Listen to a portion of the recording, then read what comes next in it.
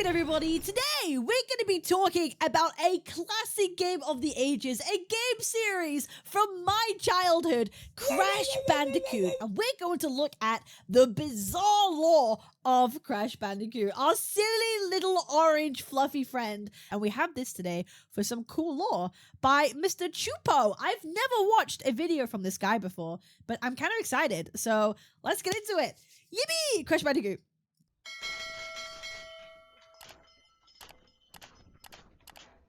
Crash Bandicoot has remained a titan in the world of platformers, and during his time and all the adventures, the series has managed to develop a decently complex story. So join me as...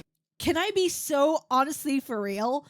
I do not know at all what the story is for Crash. I've played so many of the games. I've not played all of them, but I cannot for the life of me remember what the lore is. Apart from like Neo Cortex making like mutants to take down Crash and to get like the emeralds in order to like make weapons and stuff. That's really it. Like I remember like some of the villains, like you had like Crush and stuff like that.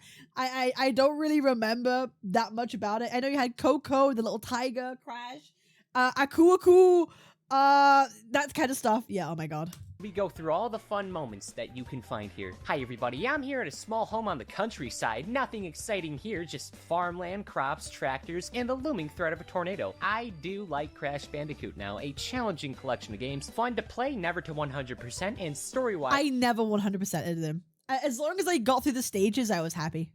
The title character isn't even that impactful to the storyline. He's just happy to be here. Now, Crash Bandicoot takes place on mostly identical version of Earth, with the most iconic location being Insanity Island as part of the Wumpa Islands. Anywhere from hundreds to thousands of years before 1996, there were tribes that frolicked all across the land, and in this period lived two shaman brothers by the name of Aku and Uka. Oh, Uka! I remember when there was one of the games, was it Wrath of Cortex, where they like dueled it out in space? At the beginning of the game. Did two things that everyone liked. They helped out the community whenever possible, and they also wore masks, and everybody loved them for it. When the brothers started getting older, they feared the wall of death they were rapidly speeding toward, and decided not to do that. Instead, they performed an ancient ritual that by proxy converted their souls, and they both would then decide to go inhabit their respective masks. Now, for a while... I didn't even know that was a thing. I'm learning so much today. While things were about the same, Aku and Uka were having a jolly, wonderful, whimsical time until Uka decided not to. He makes an evil tree using the source of power called Mojo, this being a resource that exists in all life, and he was probably... Oh! I remember that Mojo... I don't even remember that being a thing until like the Mind Over Mutant era of Crash Bandicoot. Because I remember Mojo was a resource you had to like pick up. I don't remember that being prevalent in any of the games beforehand. That was like a later Crash thing. Oh my, that's how I remember it. Gonna do bad stuff, but Aku says no, beats his brother to death, but not really, he's already like a spirit. Uka is then imprisoned, and Aku then vows to continue defending his home wherever and whenever possible. From this point on, many years later, but at least still before 1996, we got the main villain. This is Neo Cortex, a rotten little guy with a big old forehead. He was born in a circus to a couple of clowns within a wagon that was escaping an angry crowd. Wait, what? He was born to clowns? Oh my god, I did not know that. What? In Illinois, and quickly fell in love with science and wanted to pursue a future with it. That's why he looks like, you know, like Krusty the Clown from The Simpsons, if he was like, looked like a bee, you know? And unlike literally every other part of the world where this would be supported by good parents, the clowns said, no, you will not be a scientist. This is just a phase. You're gonna be a clown. And then the circus tattoos a giant N on his forehead that was short for nerd. Cortex's parents... That's what it stands for!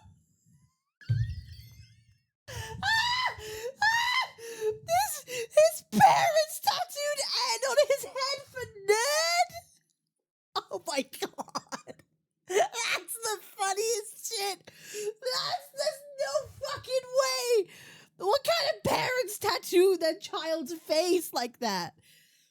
You know what? Cortex should have given that up and gone on a career of rap. Yeah, he would have been much better. Face tattoos, you should start rapping, bro. Fuck science, fuck me the clown. Yeah, what the fuck? Parents then die in a tragic circus explosion, leaving him with nothing but jaundice and an above-average letter stuck on his head. I mean, it's your list. It could have been a worse letter. With By the way, if you didn't know, jaundice is a condition of the liver, which builds up a certain chemical in your blood. I forgot what it is right now, but it makes your skin yellow and your eyes yellow. no reason to stay in a circus, he left home and enrolled in the Academy of Evil, where he would then meet Nitrous Brio, also known as just N-Brio. Just for future reference, many of the characters use Billy Rubin. That's it. Thank you. this N pun thing, so just be ready for that. Now, these two would become pretty decent friends in the Academy. Cortex would then continue to be bullied for destroying the grade curves and being an evil genius when the school was meant for all kinds of bad people. But the main thing Cortex would do here is start planning his dreams. Around 8, he gets the idea to use evolved.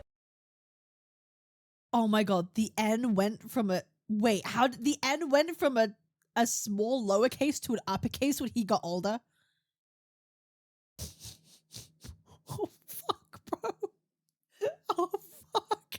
Animals as his minions for an army, so he invents the Evolvo Ray, which can let him do that very specific thing he wants. And then his first subjects, his test parrots, you know what?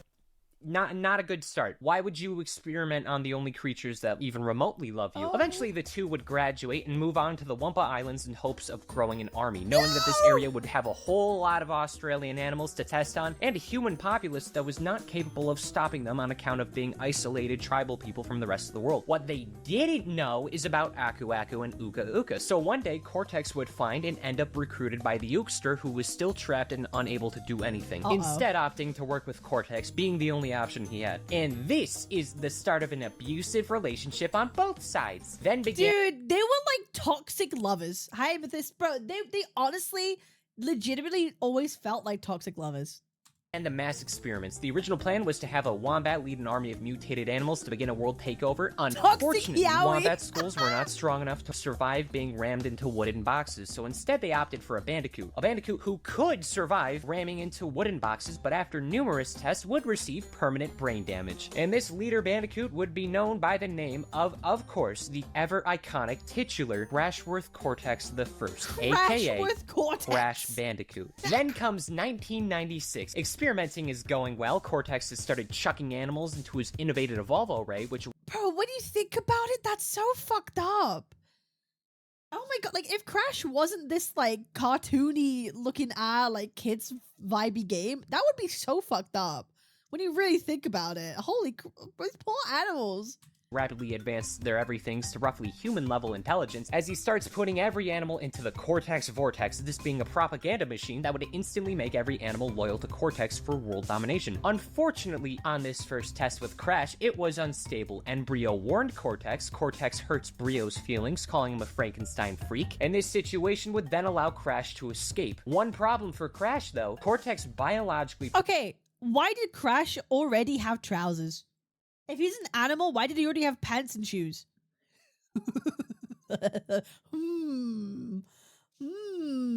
produced a girlfriend named Tana, so Crash would have to stay motivated to be the bestest war general of all the land. And she didn't escape. Oh, that wasn't Coco. Was Tawana? I have no idea who that is. Go back. Tana makes me a bit uncomfortable, not gonna lie. What was Cortex trying to say, making Tana? Crash washes up on Insanity Beach. Aku Aku knows Crash is their only hope, and the two of them make their way back to Cortex to stop him. So Crash and Tana can— I don't know, look at my channel. Do I seem like I've ever talked to a woman? The answer is yes, ask your mother. On the way back, Crash accidentally peeves Aku Aku. No! What I'm gonna do, your father! You're gonna love me, Choopo! His old tribe and the tribe leader Papu Papu, and other successful mutations come to intervene, including Ripperoo, Koala Kong, and Pinstripe. Remember Pinstripe, this one's specifically important. So then Crash beats up N-Brio, launches Cortex out of the sky, and the day is done diddly done been saved. On his way back down, Cortex crash lands into a spooky, scary cave and discovers crystals. The crystals are so special a time skip happens. In this time skip, Cortex— I hate this character, and I hate this character, little filthy. I hate them.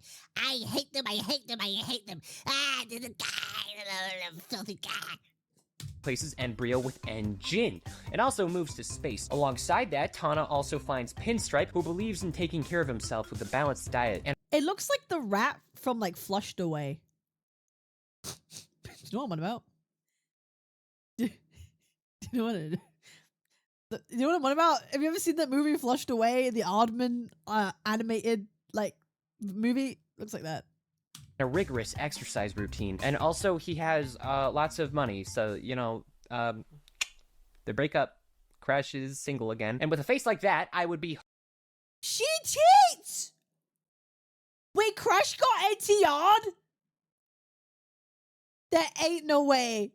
Horrified if I had nothing to lose, but unfortunately now we got Coco. This is Crash's younger sister, and quite literally possesses all the brainpower between the two of them. In 1997, we got Crash 2. Crash gets abducted by Cortex, and he claims the world is in danger, and will be destroyed by some sort of planet alignment disaster. So to save everyone, Crash is told he's gonna have to obtain all the crystals from each level. However, at the same time, Embryo snitches on Cortex, claiming that Crash should actually be searching for gems that could easily destroy Cortex's base. So because Crash keeps getting crystals, because you can't literally progress otherwise, Embryo then sends out mutants in response. Ripperoo returns from the last game. There's the Komodo Bros. They don't matter. Then we got Tiny Tiger. I hate this fuck.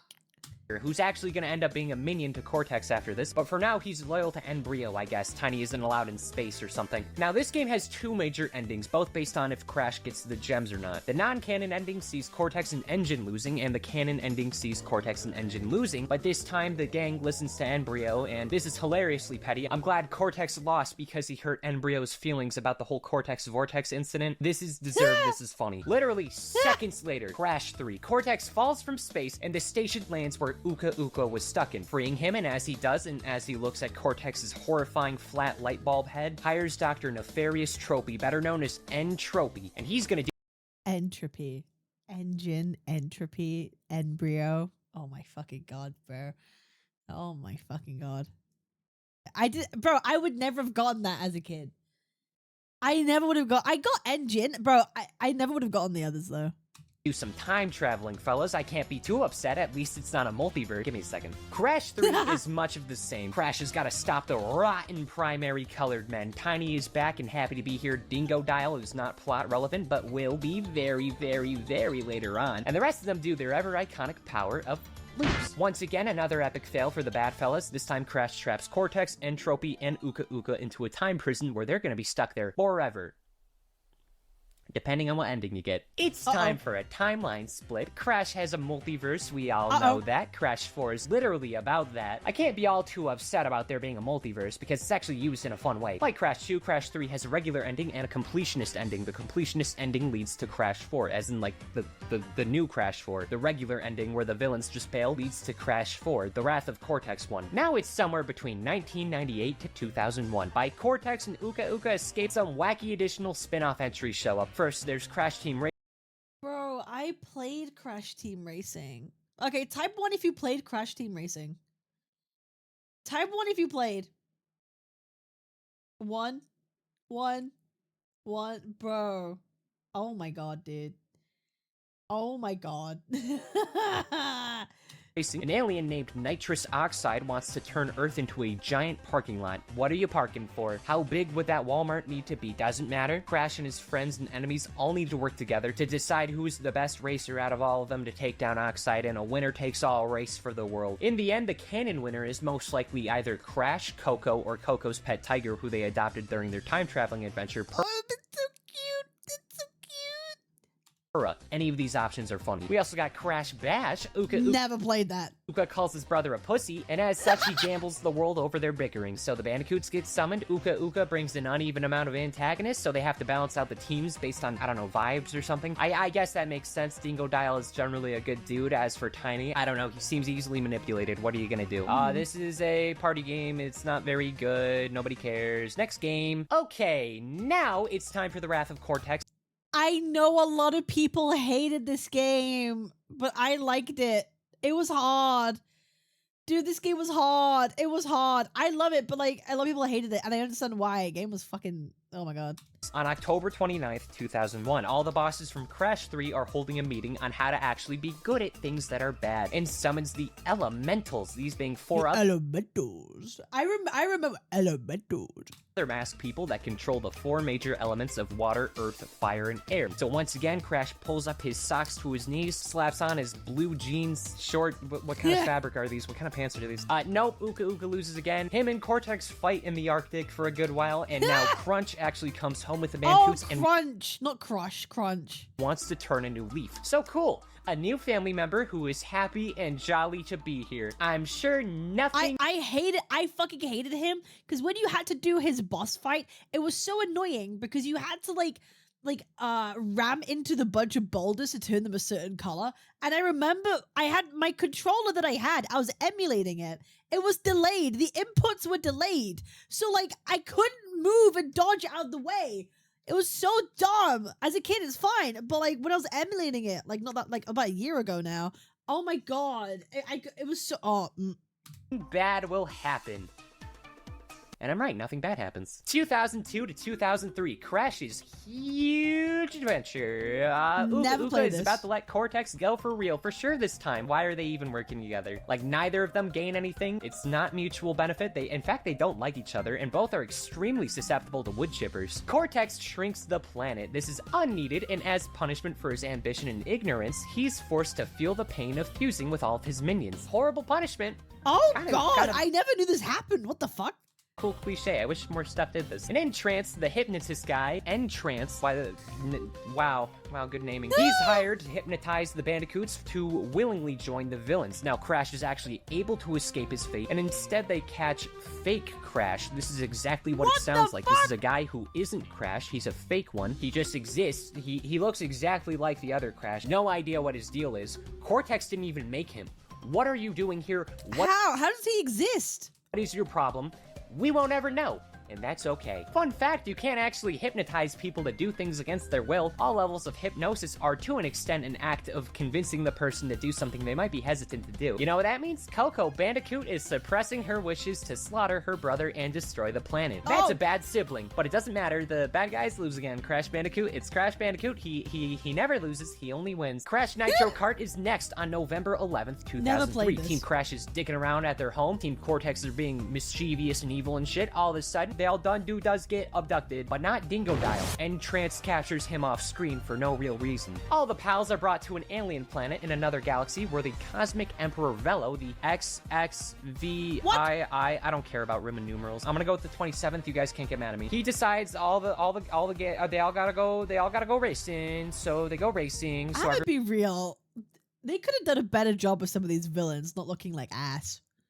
Everyone's sent out to 4 different planets, and after getting all the wins, all the good racing, all the trophies, all the Crash Nitro Karts we made along the way, there's 2 endings, and I'm simply gonna say both are canon. Try and stop me. You can't. Please don't. I have no enemies. I like to try to keep it that way. At the end of the race war, no, not that other kind, Emperor Velo, probably the 27th, is revealed to be a giant robot and loses all the respect of his citizens. Then Crash decides to be a good guy Gus and lets Velo stay as the Emperor as they go home. And then Team Cortex shows up. This time, Velo simply refuses to give the Emperor stick. It goes wrong. Cortex breaks the funny stick, capable of teleporting them home, which was the one thing they needed. It was very embarrassing. And as they're about to have their kneecaps shattered by the natives of a foreign planet, Tiny Tiger fixes the funny stick and becomes the ruler of this entire galaxy. Oh, no.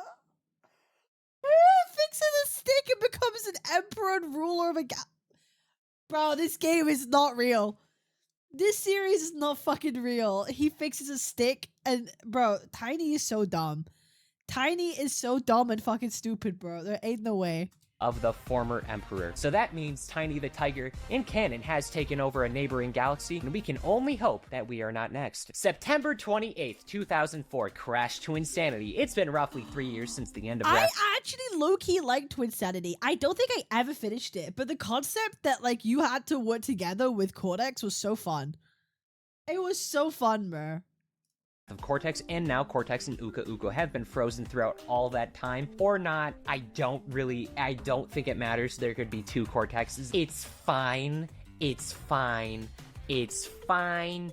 It's fine. Dr. Cortex returns to the Wumpa Islands and immediately paralyzes Coco, so she's out of the I feel like story this for was a like little bit. this was like a return to like a normal storyline. Cause I think like a lot of people played Crash 1, 2, and 3 and then straight to Twinsanity. Do you know what? I feel like that was a pilot for a lot of people. 1, 2, 3, Twinsanity. And I think they tried to like keep this on a more like familiar level to people. Cortex then brings in as many of his former goons as possible to curb stomp Crash, and this means nothing. They fall into a cave, figure out their problems as father and son by a weird technicality, and then those little parrots, little baby Cortex disintegrated show up. Turns out they weren't destroyed and fully ceased to be. Rather, they were simply brought to the 10th dimension and exposed to an unholy amount of radiation and that evolved them naturally, as the 10th dimension is known to do. Really, a lot of this game is Cortex's old sins coming back to haunt him. Honestly, it's just ripping him apart as much as humanly possible. Uka is upset about Cortex being a bad business partner. He's an enemy, and Jin and Brio and Entropy are trying to find treasure and all hate Cortex for different reasons. And Jin specifically, I'm glad about his relationship. Everyone just fucking hates Cortex. Everyone just fucking hates him. With Cortex seems relatively abusive. And Dingo Dial, he's here. He has his house destroyed. What did Dingo Dial do to deserve any of this? He just keeps getting hurt. He didn't deserve any of this. Anyway, knowing that there's creatures alive that look like this, Cortex finds the device called the Psychotron that can teleport everyone to the 10th dimension to curb stomp the funny birds. They're horrifying. I'm with him. Then Coco unfreezes from the freeze thing she had going on, breaks the machine, and then immediately gets frozen again by the Psychotron. She is an objective liability in the situation. If this remains a consistent thing, it's gonna be a problem. So now Cortex has to repair the Psychotron, and this is gonna require another genius to help him build. And knowing that Coco is a dumbass, and knowing that none of the other villains like him right now, Cortex decides to go pick up his niece/daughter, Nina Cortex. He claims... Does she have her name tattooed on there too? Niece, it's implied daughter. I don't want to think about that. Cortex, I love you, but I don't know how any other human could love you to that extent when you... Who would fuck this man?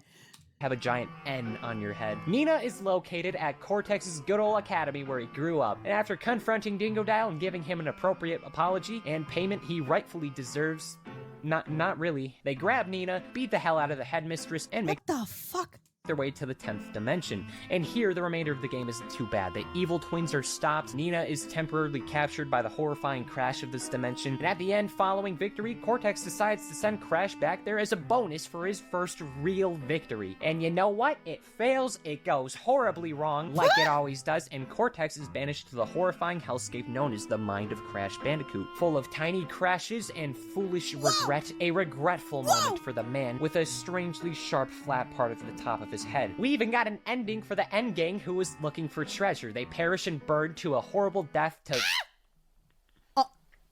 Let's talk about... Spyro mentioned! Woo-woo! Spyro. So obviously this is a Crash video, but Spyro is kind of like a half-brother to Crash through the constant collabs and crossovers. Oh my god, there were collabs, weren't there? Oh my god. Oh my god, holy a lot shit. of their content is intertwined, but I'm not gonna go into Spyro, because first off, there's a lot, and secondly, we also got Skylanders. Hell no. Not today, maybe someday. I've served my time though. I still have the scars, and my parents still feel the financial ripples my Skylanders obsession brought to the household. I've even got Whamshell. I've seen some shit. I know Crash is in the games and in the Netflix show. By the way, there's a Netflix show, but I don't care yet. Bro, I'm so sad that Spyro went to fucking Skylanders, bro. I hated what they did to Spyro. Because I was a long-time Spyro fan, and I hated the design of Spyro in Skylanders. And I was like, I am not playing Skylanders because of Spyro. I don't know, bro. I just wish we got a new Spyro game one day that isn't like a remake or remaster. That's just like fresh Spyro. That's what I want. On June 1st of 2004, we do have official crossovers of Crash Purple and Spyro Orange! Oh my god! Spyro Orange, where Dr. Cortex and Spyro's enemy, Ripto, the whatever this animal is, team up, and then they gotta go beat the guys. Okay, that's it. Bye-bye, Spyro. See you later. October 21st, 2005, Crash Tag Team Racing. This game kinda sucks. The roster is objectively horrible, but Never played. That's fine. No, it's whatever. Not a big deal. A cyborg by the name of Ebenezer von Clutch runs the amusement park of Motor World. After his time of World War II on Germany's side, I don't like the implications of that, but it's okay. He regrets it. He's Hitler! Seemingly, let's ignore that and be optimistic. Team Crash and Team Cortex drive into Motor World at the same time. On account of Tiny being a cosmic diplomat, Nina is substituting for him. Now, Von Clutch is dying. In fact, he only has a few hours to live. The gems powering the park and him have all been stolen, so whoever of the gang can find the most gems will get all of his shit in some weird competition for, like, his will. It's kind of messed up, but it's funny. That's insane. I'm dying, so therefore I'm going to do a competition for you to get all my shit. This premise, I wish more people had fun in their wills. I made a Kahoot about my life, and the winner's gonna get everything in my will. I don't care who wins. I would hope it's my mom or significant other. Yeah, I'm gonna write a will, but you have to do Jackbox Party 3. That's how that works. Whoever wins the round, you get all of my shit, my whole everything. Assuming I can know love, but you know I won't be there to give Wuthering Waves hologram challenge. Whoever wins gets my Twitch account. My thoughts. The game happens, it gets done, and by the end of it, it's revealed the park mascot, Willy Wumpa Cheeks, the giant living Wumpa. Bro, why does he have a fucking willy for a nose? Bro, why does bro have a willy for a fucking nose, bro? All their enemies look terrible. Wumpa fruits are like the main fruit of this franchise. He was doing all the stealing. Cortex retaliates by shooting him. Oh my god, he was touching the willy. Von Clutch runs out of life, and while drinking Willy's remains, horrified.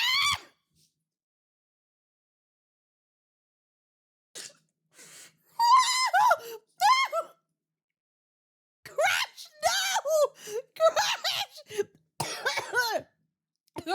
no!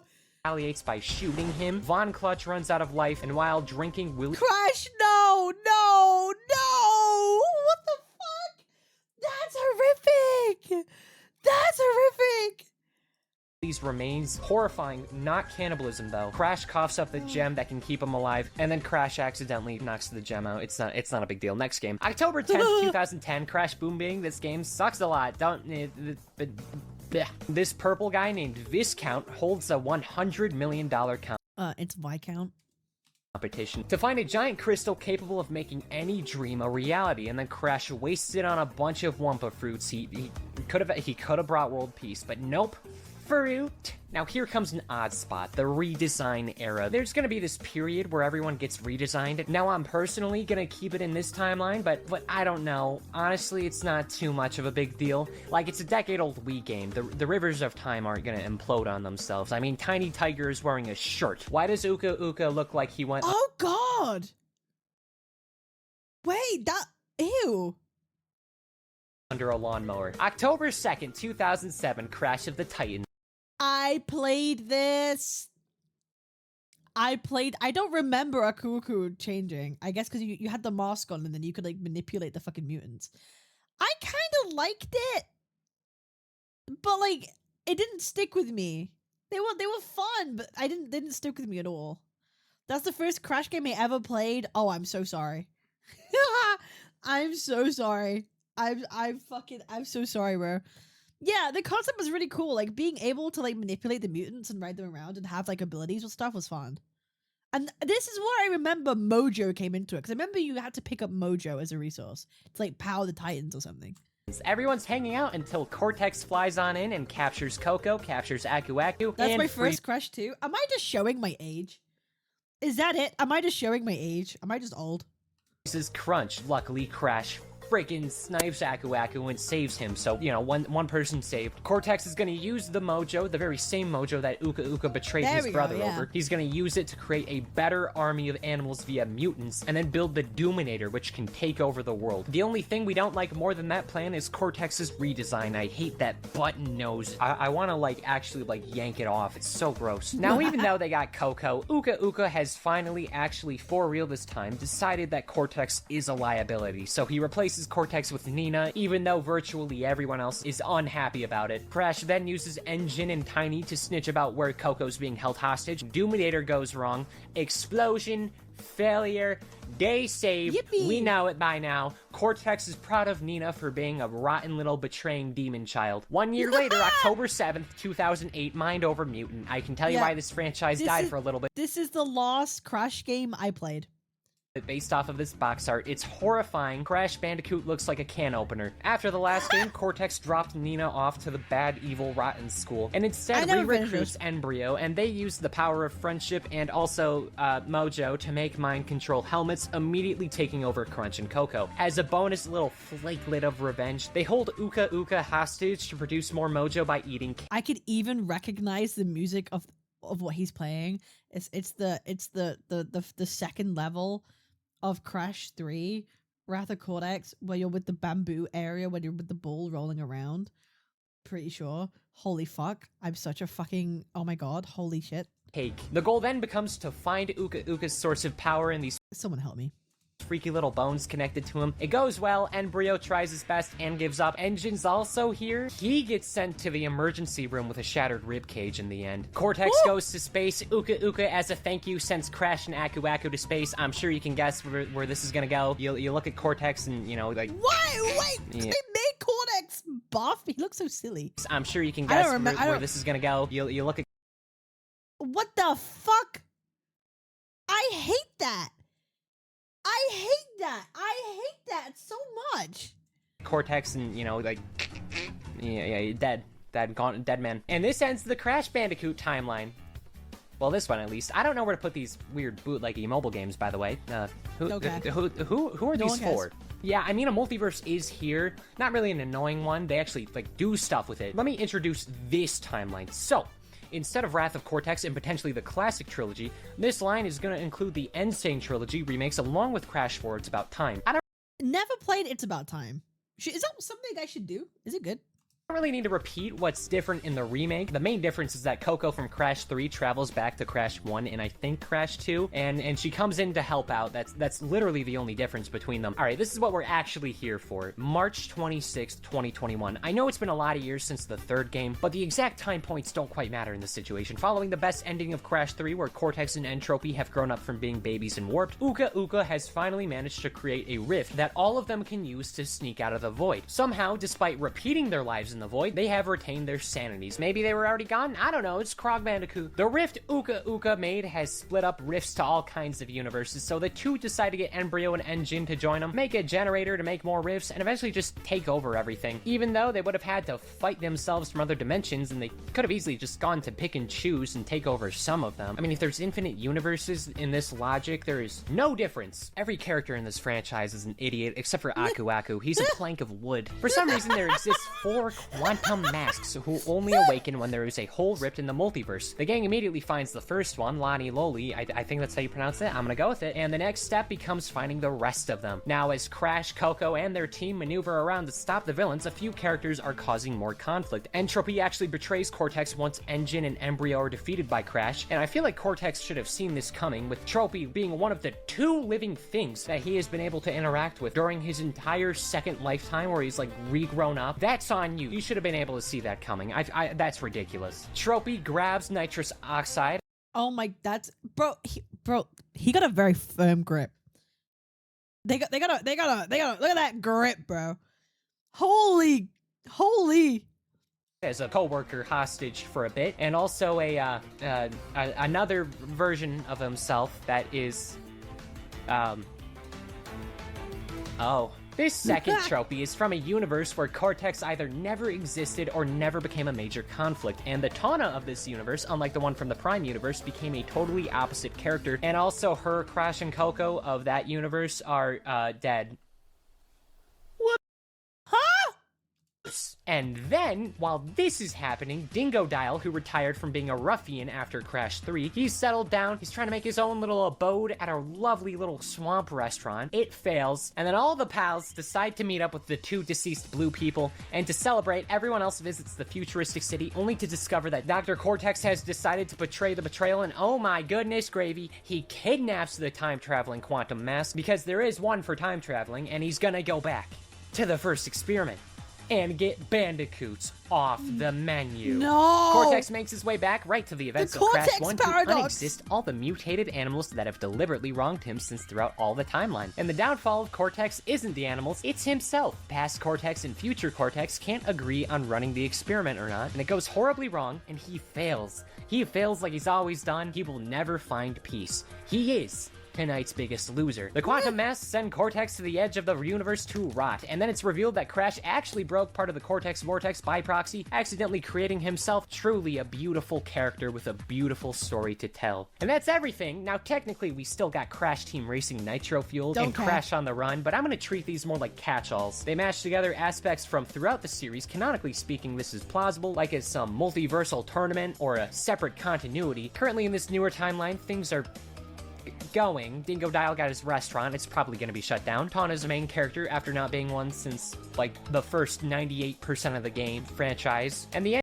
Bro, is this gonna be... Bro, how come we didn't get any woke DEI nonsense of Tawna? They turned her from a glamorous blonde into, like, into this kind of character. The badass bitch. Hey, wait, where's the woke DEI crowd on this one, bro? Like, the first 98%. They got him a tits. Of the game. What? They got him a Bandicoot tits. What are we gonna do, bro? Franchise. And the entropies are plotting further domination. And at the edge of the universe, Cortex is hanging out, enjoying, rotting in the void, till Uka Uka shows up and gives a new story in Crash 5. Which is probably not happening. Wait, why? Are we never gonna... Is there never gonna be a Crash 5? Was it not successful? Did Crash 4 not sell? For some reason, the next step was to make a live service Crash Bandicoot game. Oh, no. No, no, no, no, no. No, no, no. Now here's the people who like Crash Bandicoot. Here's the people who like live service games. And here's the Venn diagram. What do you mean it failed? I don't care for Crash Team Rumble. It's a 4v4 game. There's 13 characters. 3 of them are Spyro ones. One of them's a new character. This is an evolved animal Cortex created who genuinely hates him as a person. Catbat is a good guy, and we like Catbat here. There was even gonna be Ghost, one of the most iconic characters from the Call of Duty games. You wonder why this failed, but then you look at the 3 additional Spyro characters in the COD rep that got in before Tiny Tiger. There's nothing wrong with crossovers. It's like, but this is a game that does exist and was probably responsible for Crash not getting any additional games in the near future. Why would you put this in before Tiny Tiger? And because of it, Crash is now trapped in merchandise purgatory. Unless this video ages badly, that would be funny. I hope Crash gets to do more stuff both in his own story. I don't know. Is that gonna be it for Crash? I hope not. Maybe they'll do a thing like they did with the games, and in like 10 years' time, they'll be like, hey, here's another one. But then I'm going to be, bro, in 10 years' time, I'm going to be almost 40. I don't know if I'm going to want to play another Crash game. And in general, because he doesn't feel like he does that much in his own stories besides exist, which, to be fair, he is good at. Anyway, make Crash 5 exclusively about Tiny Tiger taking over the multiverse. I mean, he's already partly there. Well, guys, I'm sure you know the drill. Funny statistic, gamer subs code, follow my socials and gunk. I don't even think I get reception out here. You know, I gotta drive down to the main town to even get a morsel of internet access. There is nothing out here for me. I don't get why people like it here. I mean, I respect it. I respect farmers, but don't get me wrong, I respect the whole process. Maybe down the road I'll change my mind, but right now I'm driven by ambition, and you know, I don't want to look at cornfields my entire life. Oh look, a tornado, just like Crash Bandicoot. He spins, you know, woo, just like that. Woo. I'm literally. What was your first Crash game? Crash 1, bro. I played Crash since the very beginning. PlayStation 1, bro. I played Crash from the very fucking beginning. PS1, all the fucking Crash games, bro. PS2, dude. I've played so many of them. I've not played all of them, but I played it from the very beginning. Dude, I fucking love those games, dude. Me, that's literally me, guys. I'm not gonna make it out of this one. That was such a great PSP. No, not PlayStation Portable. No, that was such an awesome video. I liked a lot of. I know I'm subscribing. Dude, we have to watch more of these. When was this? Like a year ago? Almost 2 years ago. A year and a half. That was awesome. Guys, make sure to like, comment, and subscribe. Let me know if you enjoy this. Let me know if you want us to talk about more classic games. Some general games that we've, from the past. This was a lot of fun. I appreciate y'all. Subscribe! I'll see you on the next one. Peace! Oh, I'm live every day. I'm live every day, and if you want to see me play Crash, we'll be playing it this weekend. There you go. I appreciate y'all. See you on the next one. Peace.